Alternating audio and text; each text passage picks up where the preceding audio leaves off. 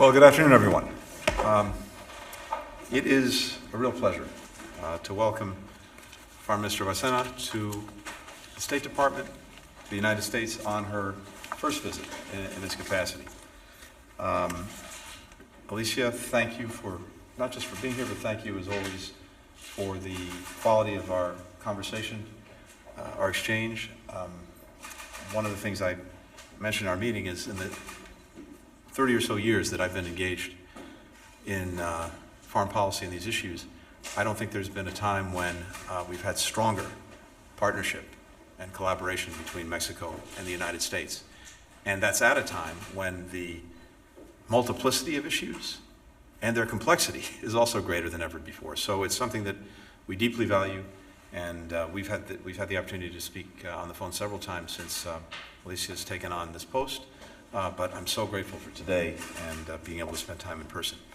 We covered a lot of ground in our meeting. Let me just touch on a few of the main issues. For us and for Mexico, the challenge of dealing with drugs, and particularly now synthetic drugs, is at the top of our respective agendas. Here in the United States, fentanyl, a synthetic opioid, is the #1 killer of Americans between the ages of 18 and 49. That in and of itself puts it at the very top of the list of our priorities. It's taken a tremendous toll on a human basis. It's taken a tremendous toll on an economic basis, more than $1.5 trillion in a single year, the costs of dealing with this epidemic. So it's a major priority for President Biden, a major priority for me. We're focused in the United States in dealing, of course, on the demand side and reducing it, on effective treatment, on helping people get what they need, and we've made progress there. But it's by definition an international problem, because when it comes to synthetic opioids and when it comes to fentanyl in particular, in many instances, the chemical precursors that go into making these drugs are made in one place, transferred to another, put together, and then come to the United States. So we have to deal with this on an international level. It's also profoundly, for all of us, a public health concern, because it's affecting our communities in such profound ways. So we talked about today how we can strengthen and deepen even more the already significant collaboration that we have on narcotics in general and synthetic opioids in particular. This progress has been achieved with the leadership of President López Obrador and President Biden over the last 2.5, almost 3 years, working together to disrupt illicit supply chains and curb the production, the distribution of, in this case, these precursors, many of which are legal and then get diverted into illegal use, targeting organized crime and drug traffickers, preventing and treating addiction, something we're both very focused on, and advancing our bicentennial framework for security, for public health, and safe communities that we established in 2022, including something else that feeds into this, which is arms trafficking, because we see the criminal enterprises and cartels being able, in some part, to do what they're doing and protect themselves because of weapons, guns that are coming from the United States into Mexico. Finally, on this, we were very grateful for Mexico's participation in something that we established earlier this summer, and that is the Global Coalition to Address Synthetic Drug Threats. We now have 85 countries who've signed on to take part in this. And this was not a one-off meeting of foreign ministers and other ministers. It's an organized collaboration among some 85 countries to work together on all aspects of the synthetic opioid problem to get a stronger grip on it and to deal with it more effectively. I anticipate we'll have another meeting of this coalition on the margins of the UN General Assembly in just a few weeks. We have a work plan. Mexico is an integral part of this, and we very much welcome that collaboration. Second, we focused on irregular migration as well as some regional challenges. You all know this, but it always bears repeating. We have historic record levels of migration going on around the world. More than 100 million people on our planet on the move, away from their homes. In our own hemisphere, well over 20 million people. So what we've determined to do is to work as a region to make migration more safe, more orderly, and more humane. Just 2 weeks ago, President López Obrador was good enough to host the White House Homeland Security Advisor, Elizabeth Sherwood-Randall, as well as our Deputy Secretary of State, Rich Verma. And they had a very productive meeting with Alicia that includes looking at a new initiative that we're working on to help refugees and vulnerable migrants in southern Mexico. This builds on a series of very successful efforts that we've made to build out legal pathways for those seeking to come to both of our countries. And this is usually important because one of the things we know is this. If given the choice between coming to the United States legally or putting themselves in the hands of a trafficker, taking the incredibly hazardous journey to our border, and then getting there, and of course, not getting in, it's pretty clear what virtually everyone will choose. So, one of the things that we've been doing in answer to the challenge is to expand legal pathways, and some of the things that we've done have demonstrated very clear results, including, for example, the parole program that involves Haiti, Cuba, Venezuela, and Nicaragua, where we've seen numbers of those seeking asylum at our border go down significantly as a result of creating a legal pathway. So we're working on all of this together, and in many ways, it flows from what we agreed in Los Angeles at the Summit of the Americas, where the Los Angeles Declaration on Migration and Protection established for the first time a sense of shared responsibility in the hemisphere, countries of origin, countries of transit, countries of destination. It is challenging work, but it is work that is producing results, and in this, our partnership with Mexico couldn't be more critical. We also talked about, among many, an important regional challenge, and that's Haiti. I want to commend, first and foremost, the decision of the government of Kenya to now consider leading a multinational force in Haiti to help restore security and stability. That is, in so many ways, a necessary condition and probably even precondition for making real progress on restoring Haiti's political track to elections and a new government, as well as making sure we have an environment in which humanitarian assistance, for which the United States remains the #1 provider, as well as development assistance can get in. So this is a very important step. We're now urging partners around the world to make clear that they're ready to participate to such a force. And I want to thank, among others, Jamaica and the Bahamas for standing up and making clear their willingness to do that.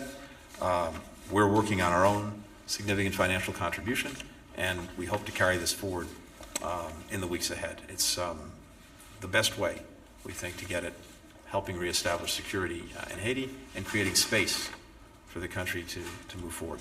Finally, I just want to mention that we spent a little bit of time, but we know we're getting together in just over a month's time on our economic partnership. We have the high-level economic dialogue coming up. We have been very focused at the instruction of President Biden, President López Obrador, on regional integration, building resilient supply chains, manufacturing semiconductors in North America. When we have the high-level economic dialogue next month, we're going to be focused on concrete ways we can advance that agenda. In particular, strengthening a skilled workforce, which is vital to being able to do any of this, and bolstering regional semiconductor development. I think both Mexico and the United States see a tremendous opportunity in regional integration, everything that it means for our economies, for opportunity, and for making sure that North America is at the forefront of the economy of the 21st century. So we have a very busy agenda, and I think that's manifested by the fact that we'll have a high-level economic dialogue, a high-level security dialogue. We'll have the North American Leaders Summit before the end of the year. We'll be together probably at APEC as well. And again, Alicia, I couldn't be more grateful for the collaboration, for the genuine partnership that our countries have, and for the pleasure of working with you. Thank you. Well, thank you so much. I am very grateful for this opportunity, dear Secretary Blinken, and to be here in this wonderful office. And I would, first of all, would like to tell you that I really believe we have an unprecedented relationship between Mexico and the United States. And if you allow me, let me now turn to Spanish, if you don't mind. Please. Thank you so much. Muy buenas tardes a todos, a Good todas. afternoon, everyone. Ladies and gentlemen, I would like to thank Secretary Antony Blinken very warmly for his hospitality and graciousness, for having invited me to come here to this wonderful office. And I think that we indeed did address many of the topics just raised by the Secretary. And I would like to refer to one in particular that we did have occasion to talk about, which is the matter of the buoys in Texas. We are very much concerned about this topic and grateful that the Department of Justice of the United States has brought a suit against the government of Texas. This helps us tremendously because what we're talking about is a very delicate situation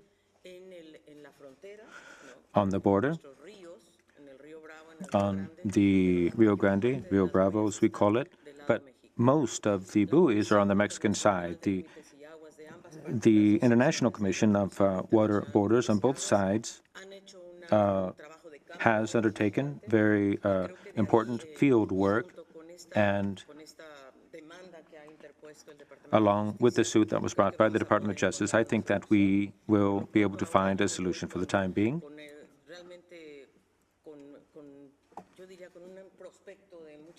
I take from this a sense of hope. Let's see what the federal court says and what can be done to address this and solve this matter in short order. The second matter I would like to raise, I brought a personal letter from President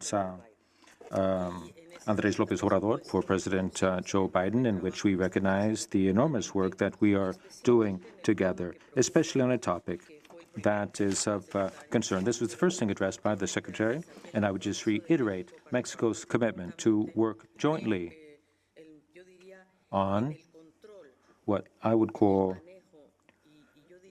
oversight or to address the supply chains of the production of synthetic drugs. I would recognize the work by Secretary Blinken because the global coalition to address synthetic drug threats held on July 7th that I was honored to take part in as my first working meeting in my new post. More than 80 countries took part, more than 20 different organizations. This was a great idea, and not just an idea, but regardless of what comes from it, the important thing that we have to achieve is to shut down these supply chains. And Mexico is thoroughly committed, and I brought to Secretary Blinken a proposal. It's not so much a proposal, but a project, the Integral Comprehensive Substance System, which is a means to digitally monitor and oversee or monitor the entry of chemical precursors into Mexico, mostly Mexico, of course, and to see where those precursors go, because certainly some of those precursors go to the pharmaceutical and cosmetic companies, and some are go to illicit drug production. So we're fully aware of how this is a top priority for the United States and Canada, because we're losing our young people. This is a matter of public health, without a doubt. This is an issue for which there needs to be global collaboration, not just a collaboration between our countries. I would also like to refer to what we talked about migration. Before that, on security, because we are going to have that meeting in Mexico on security, and we will welcome Secretary Blinken October 5th. That'll be an honor for us. I think that's the date, and we will talk about this topic of security and something else that's dear to Mexico, which is weapons or firearms trafficking. Another very important matter. It's the other side of the coin of organized crime. That means that we would enable us to 200,000 weapons that are coming into Mexico per year, that we can get a handle on that, and that we can really work together on that. And I think considerable progress is being made in the United States, for which we thank you for your commitment, because this is something that is truly very important to us. Now, on the other topic that we have addressed, for which I am responsible, given a mandate issued by the Mexican president, which is the issue of migration. I think we have a wonderful opportunity. Legal channels have been opened, legal ways of ensuring safe, orderly, regular movement between our two countries, such that has never existed before. We have to get that message out, and to say this to you, and to have the media hear this now is very important, because humanitarian visas for 175,000 people have been achieved for Cuba, Haiti, Nicaragua. 170,000 permits or visas under CBP 1. We're talking about 140-some thousand people who are now able to enter or have entered safely, orderly, humanely, regularly into the United States. That's of top importance. And of course,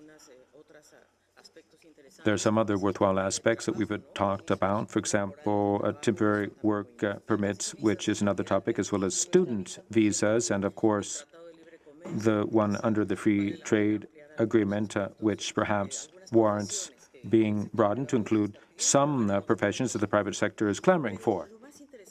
But something else that's very worthwhile, and I want to refer to what Mexico is willing to do, which is to establish in the southeast of Mexico, which is where President López Obrador has told us we need to focus our efforts on, to create a place where, together with the UN and with the International Migration Organization and the Refugees Organization, for us to undertake an assessment, a preliminary assessment of those people who, after Title 42 was concluded, who stayed behind in Mexico, people who can, whose eligibility can be assessed, that is, eligibility to come to the United States.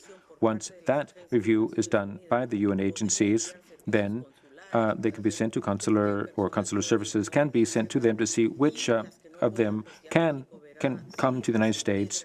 And if they can't come here, then they can be integrated into Mexico. And why the Southeast? Because that's where President López Obrador has focused his attention, on the Mayan train plan and the corridor, the seismic the Isthmus corridor. We don't want people to continue putting their lives in jeopardy in the trip north. That's why we think the South is the best place for us to receive these people. Now, this is one of the overarching topics we've talked about, and I thank you for this, because we do indeed have a very fruitful dialogue that we need to continue. Now, last but not least is the economic matter. How can we deepen the economic integration of our two countries and with Canada? Without a doubt, we are going to have this upcoming meeting of leaders in Canada, and I think we're going to be seeing a lot of each other. We'll see each other at the GA of the UN, then Mexico, then here once again, APEC, and I think our agenda is quite full, quite active, and I'm so pleased at that. Now, why is this topic so important to us? Over the last 6 months, the Secretary of the Economy is publishing that trade between our two countries reached $400 billion. So we're talking about considerable growth and expansion, and Mexico has become the first trade partner of the United States. And for us, that's, of course, important. Something else that warrants underscoring is that with the reshoring, or nearshoring, rather, Mexico, according to Inter-American Development Bank figures, we have captured 50% of that nearshoring effort. I'm sure the U.S. is aware of that. And this is indeed one of the most important topics. Why is this so important? It's important to the people because it creates economic opportunities, creates jobs, and today figures were published in Mexico that were quite remarkable, in which we see that during this time period there was a 5 million, a drop of in poverty of 5 million people. That was published in the papers in Mexico today. That's very germane to what we're talking about, because everything we're doing ultimately is will be down to the benefit of people. We work for the people, and I don't want to leave out women. We are women, and very much committed to helping women and families, and I think that's where our future lies. Anthony Blinken, dear Secretary, we will, the bicentennial framework, rather, where we will have many opportunities to strengthen ties between our peoples, and that therein lies our strategic alliance. Thank you very much. First question today goes to Kylie Atwood with CNN.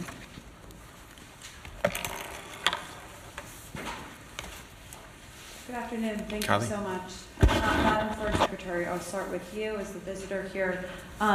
You mentioned that you brought a proposal to Secretary Blinken to digitally monitor the precursor chemicals coming in to Mexico when it comes to synthetic drugs. When could that system actually go into place, and what are you asking in terms of the U.S.? Do you need resources to stand up that system? Just some more detail would be great. Secretary Blinken, I'm going to focus on Iran with you.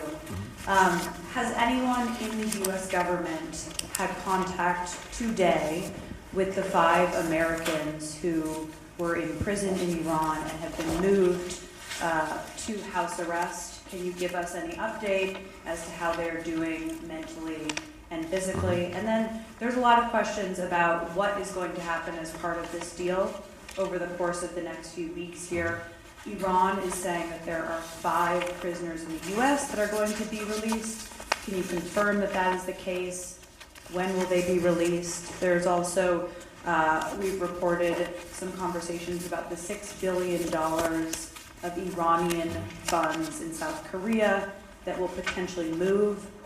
When will those funds be moving, and why is the United States in a position where it's willing to give Iran easier access to those funds? And finally, are there any Americans who are still wrongfully detained in Iran, whether they be citizens or legal permanent residents of the U.S.? Thank you. Alicia? Shall I start? Let me answer in English this time. Yes, we're putting together a strategy for the control of chemical precursors and the protection of health. And this is being done by the Ministry of the Navy, the Army, basically, and the Secretary of Health, together with COFEPRIS, which is the regulatory agency. So the mission is to monitor, track, and locate in real time the regulated chemical substances that enter into Mexico, as well as to generate a database of the subjects, substances, quantities, and regulated activities that are carried out with them to guarantee the legal traceability. Now, that doesn't mean in their point of origin. And we go from the point of origin to the end user and the consumption side. So that's the legal path. We also know that there's an illegal path, and that's also going to be monitored and traced.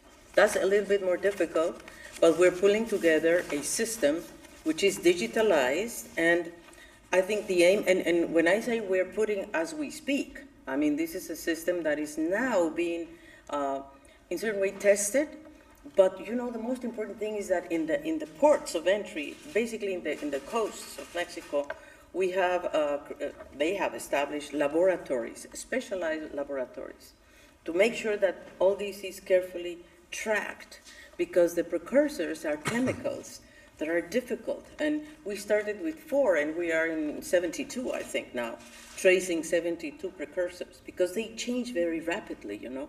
And then, of course, the transportation of these precursors is very tricky, because they can be, you know, transported in very small quantities.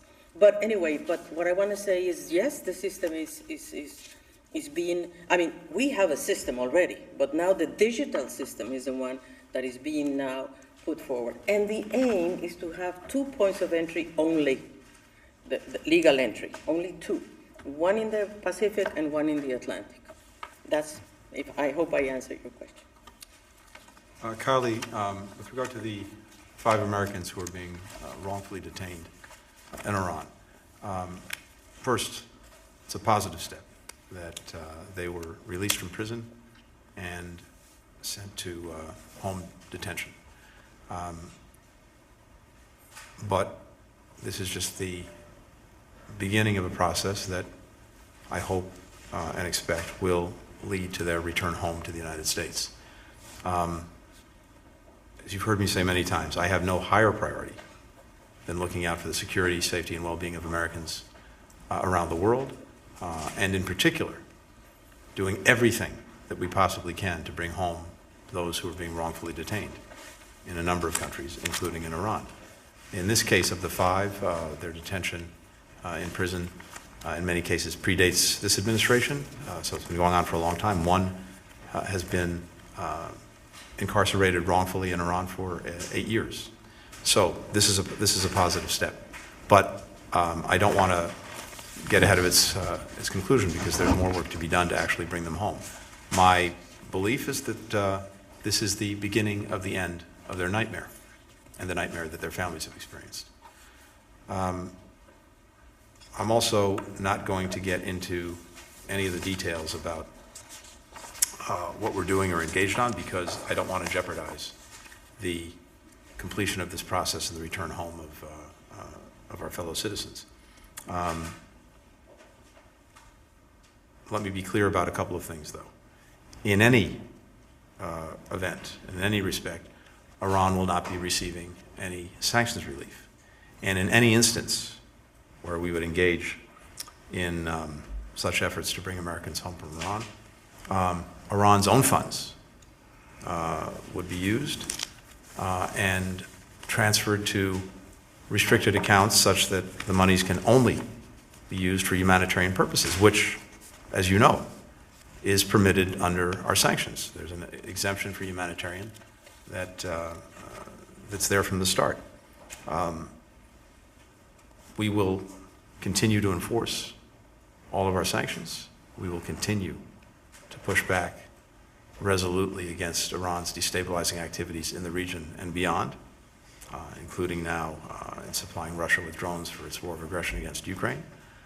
And none of these efforts take away from that. These are entirely separate tracks. We focused on getting our people home, but we continue to take strong action against Iran's other activities that we and so many other countries profoundly object to.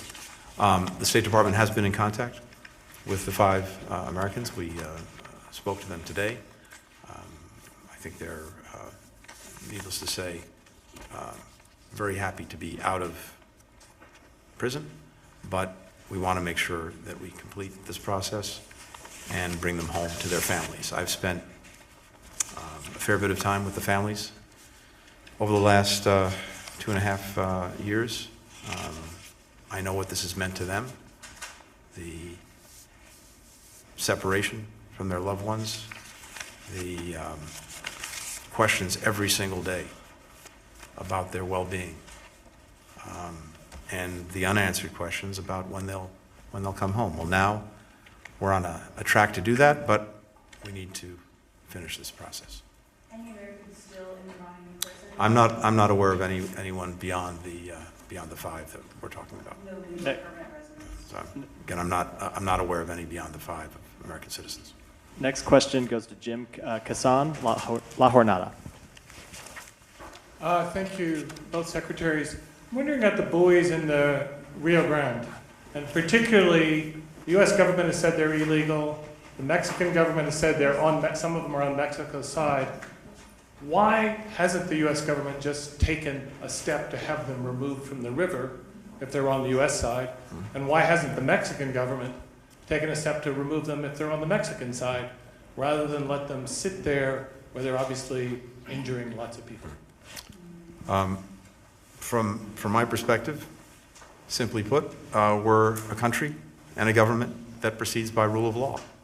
And in this case, the Department of Justice has gone to court to sue, seeking two things. One, the removal of the buoys. Two, an injunction against any further construction of buoys. So we need to let this legal process play out. The Department of Justice can give you more detail on this, but that is the proper and appropriate way to proceed for a country that operates under the rule of law. Claro, y en el caso de México, Now, in the case of Mexico, we, of course, have agreements, the 1940 agreement, another of 1970. We have a body called the International Committee on Borders and Waters on the Mexican side and U.S. side, and we are adhering to that procedure. Obviously, our petition, our demand is that these buoys be removed. We have already issued 2 diplomatic notes that have been received by the federal government. This is an action on the part of a state government that obviously is causing problems that along the border, not just affecting that state. So I hope to receive good news over the course of this month, and we will be further analyzing the situation. But this is one of the topics that we brought to this meeting. For the next question, Edward Ribas with FA. Thank you very much. First of all, with the Secretary, could you confirm that FBI is providing assistance to the investigation of the Ecuadorian candidate assassination? And when you spoke with President Bazoum in Niger, what he told you, what are his feelings now? Y también para la secretaria, si nos podría dar algunos más detalles, por favor, sobre el centro migratorio. If you could give us more details about the migration center that Mexico is going to be open, and when would it open, and where exactly will it be located?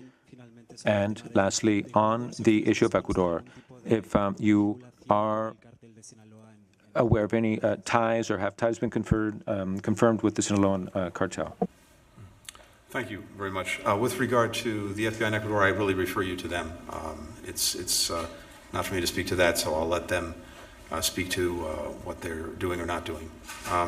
With regard to President Bazoum and Niger, I spoke to him, I think, most recently the day before yesterday. I've spoken to him about half a dozen times since these military leaders came in, imprisoned him, and disrupted the constitutional order in Niger.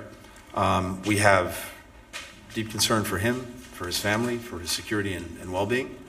We've also made clear to the military leaders that we will hold them responsible for his safety and well-being. We talked at some length about the way forward in Niger, and we're both focused on the same thing, which is the restoration of the constitutional order. Deputy Secretary of State Nuland, as you know, was just in Niger.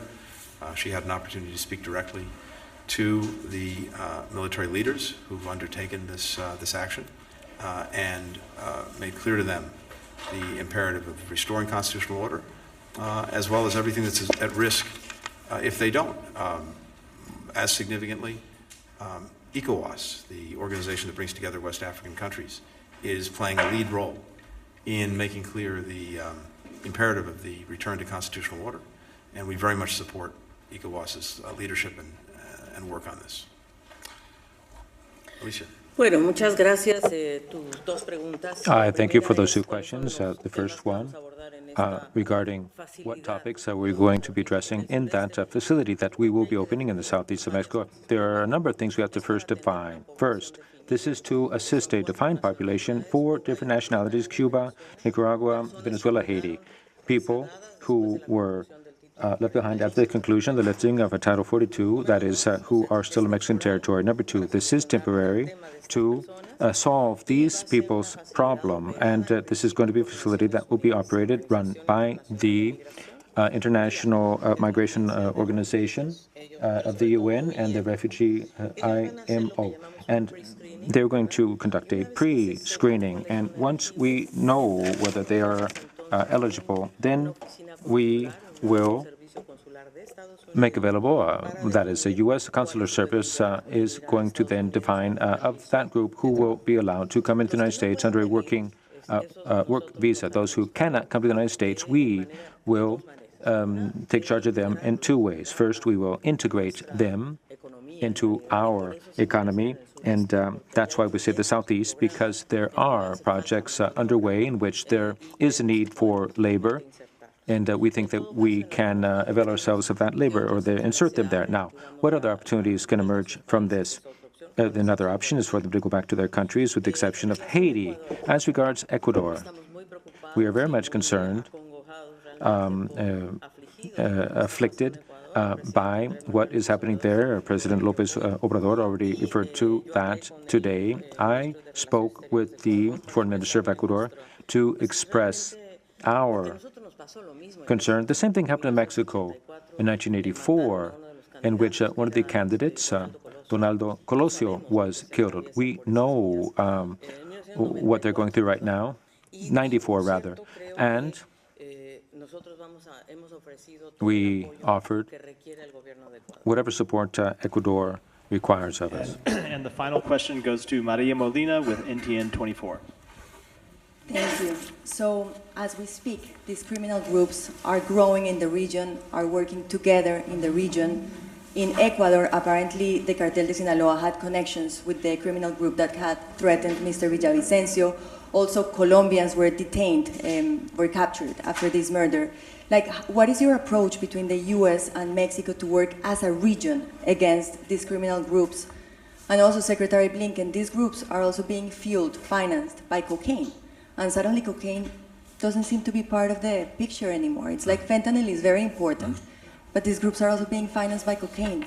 We don't even have satellite images of coca cultivation in Colombia or Peru or Bolivia anymore.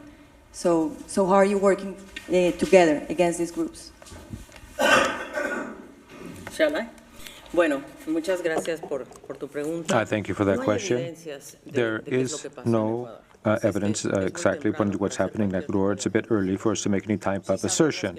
What we do know is that the candidate Villavicencio had issued some statements during his campaign, but there is no proof, no evidence that points to that. We offered support, but there is no evidence, there is no proof. Now, of course, we are collaborating. Of course, we are, because what we want is for there to be control over firearms and crime. Firearms and crime go hand in hand, and that's why we are collaborating on that. And we're not only working on fentanyl. In the case of Mexico, well, that is today's problem, given its death toll, but we're working on all other drugs, so heroin, cocaine, the illicit use of precursors. And what's happening with fentanyl is that this is a drug that is not produced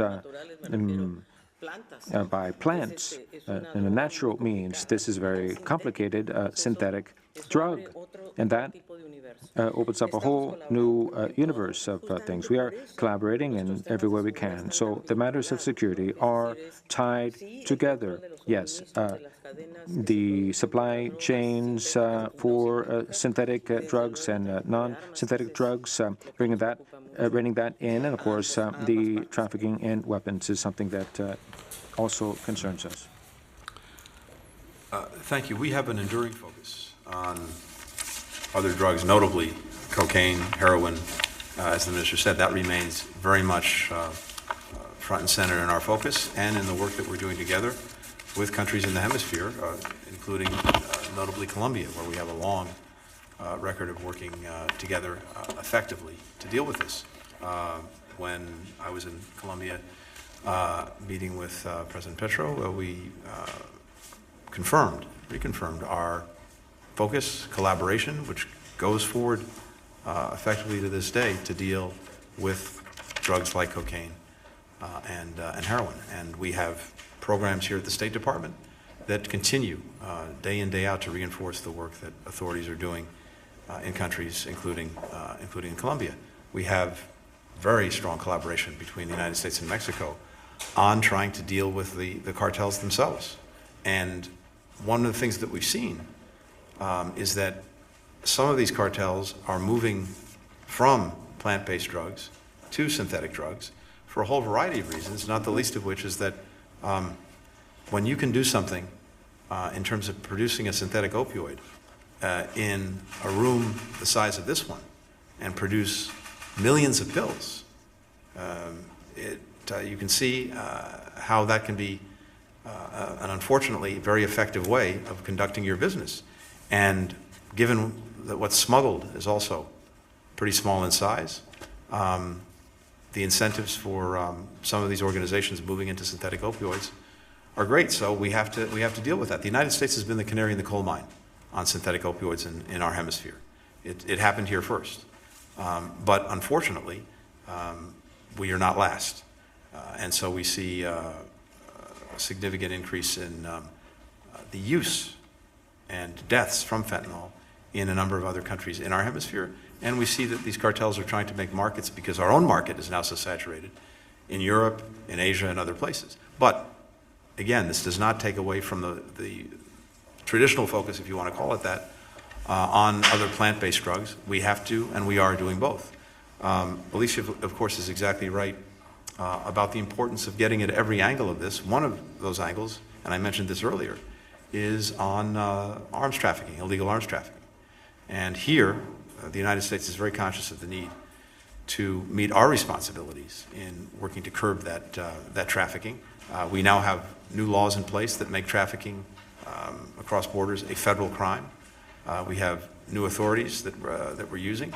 And what we've seen just in the last less than a year is a significant increase in investigations, prosecutions, convictions, and seizures. Seizures of firearms heading north to south just in the first quarter of fiscal year 23 have gone up by 65%.